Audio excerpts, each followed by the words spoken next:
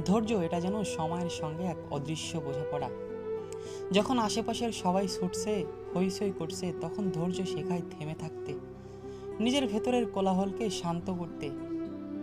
এটা কোনো সহজ কাজ নয়, বরং ধৈর্য হলো এমন এক পরীক্ষা যেখানে সময় কখনো সঙ্গী কখনো প্রতিপক্ষ হয়ে দাঁড়ায়।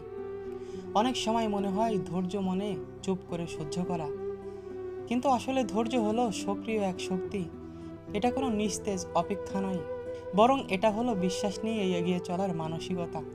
ধৈর্যের সবচেয়ে কঠিন দিক হলো তুমি যখন নিশ্চিত নও তবুও অপেক্ষা করতে হয়, আগলে রাখতে হয় নিজের আশা, নিজের স্বপ্ন।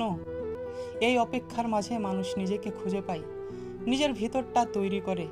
জীবনের প্রতিটা বড় অর্জনের পিছনে থাকে অপেক্ষার গল্প, থাকে নীরব লড়াই, যে লড়াইয়ের নামই হলো ধৈর্য।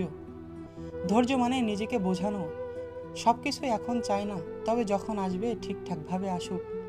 এটা এক ধরনের আত্মশক্তি যেটা তোমাকে ভাঙার আগে গড়তে শেখায়।